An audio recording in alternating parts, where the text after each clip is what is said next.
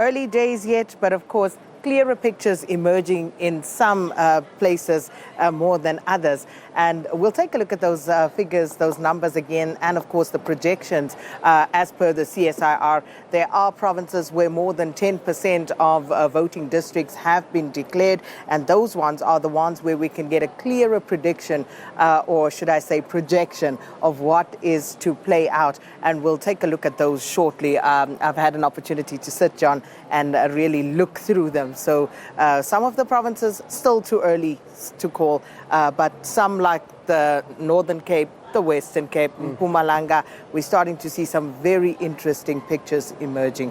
So we'll just bring you up to speed with those perhaps before we go off. It's interesting. It's all about comparisons at the moment, from what I understand. So you've got the last municipal elections, and now you've got these ones. There's the voter turnout. That's the big story at the moment. But then also the comparison. How did a party do 5 years ago? How are they doing today? And then we're going to get analysts in to describe maybe what has changed. Absolutely. In those 5 years. Has it been service delivery? Has it been voter apathy? We heard earlier about politicians that just don't care about those that don't vote, and it's going to be fascinating to watch. Indeed. And of course, you know, speaking of analysts, what we do know for sure is, of course, the voter turnout. And joining us now in studio is election observer, and that's Paledi Magopa from the Center for the Civic and Democracy Education. Very important work to do there. Thanks so much for joining us this morning. Thank you for having me. So let's talk about, civic education, because that is one thing that I, just from my perspective, think that we really don't do great at collectively, not just the bodies and the institutions that are responsible for doing civic education, but just generally as a nation, we're not very strong. What's your view on that? Yes, as a country, in actual fact, we have neglected that responsibility of ours in terms of civic education, or where civic education is concerned. Largely, it is also left at the hands of the IEC, which puts more emphasis and effort only towards election or in an election year. And post-elections, no one cares. The municipalities have also that responsibilities. The office of the speakers have that responsibility of engaging communities continually.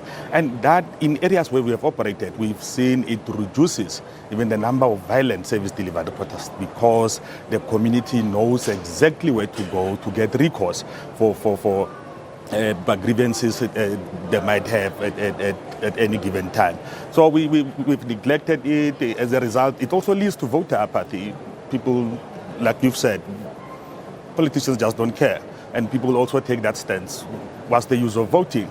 And that's where civic education comes in, to can tell people that your civic duty does not only begin and end with voting. I'm going to bring up something that Sakina brought up to me yesterday as well, is when last did you know do you know who your ward councillor was 6 months ago?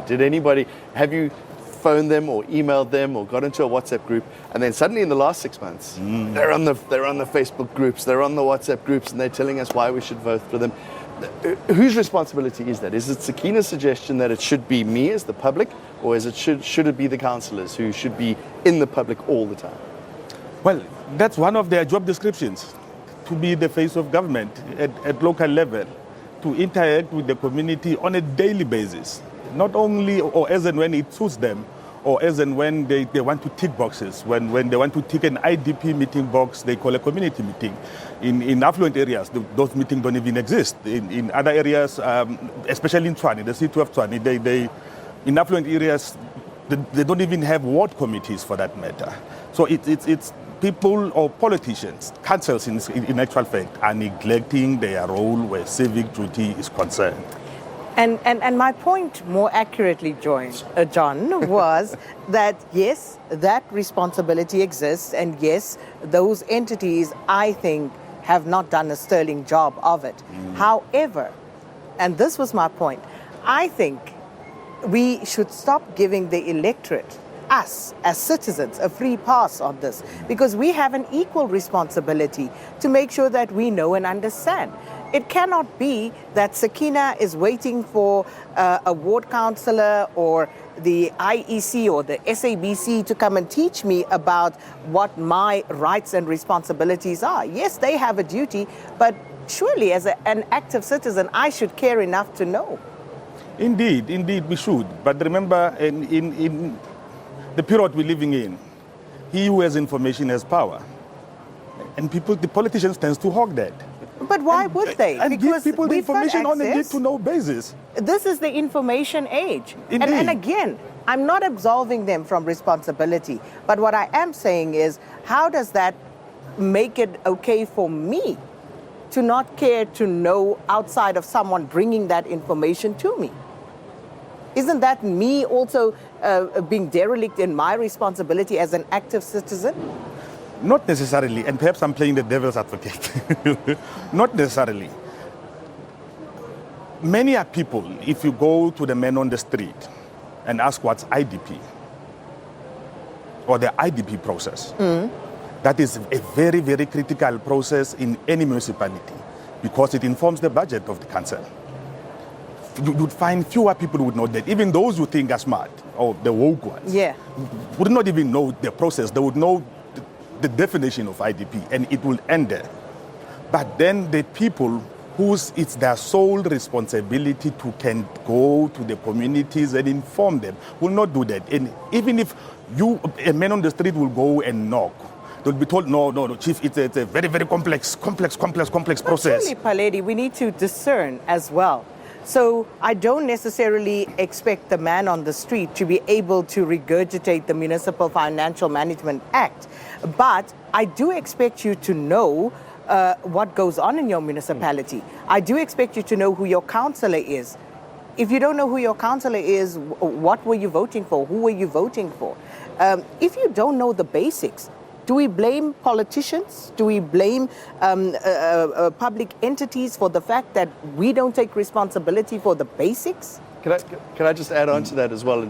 This voter apathy, maybe that's not the right word, the small voter turnout, it's part of what Sakina is saying. And not only do we as the public not go and find the information, but when we do have an opportunity to make change, just don't rock up at the polls. True, purely because people are getting despondent by the day. Your despondency is not an excuse to be derelict in your responsibility. I agree. The people are getting despondent by the day. Let's take this campaigning period. Go anywhere. You would hardly see the face of a candidate. You would see a president of an organization. Yes, this is true. And that's how it has come to. And that contributes directly that I'm voting for this party, not for this person. That's what elections are. We are voting directly for an individual. Yes. But because now this individual is hidden behind the party logo, then after elections, then you are told that guy is your council.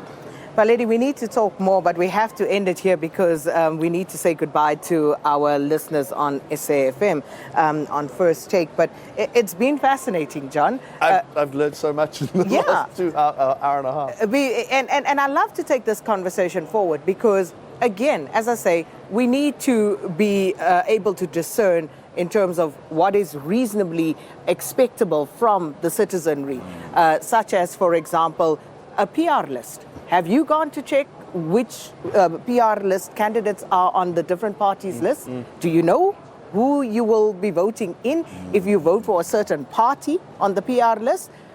Why wouldn't it be in our purview as citizens to go and find out that information? Because we are the ones casting a vote. We need to wrap it up, Sakina. Unfortunately. There's lots for you to talk about over the next couple of hours. We're going to wrap it up on SAFM as well. Thank you very much for listening to First Take SA and for watching us on the telly. Stephen Curtis looks after you on SAFM for the next 3 hours. We've got regular updates coming on the bottom of the hour from 9:30, 10 o'clock that we'll start. Sakina will be back with Midday Live as well. Indeed. Thanks so much, John, and to our listeners on SAFM, absolutely loving this collaboration. Radio meets television. We'll do it again tomorrow morning. Take care until then. But of course, more Morning Live to come for the next 3 hours. And with that, let's bring you the latest news bulletin.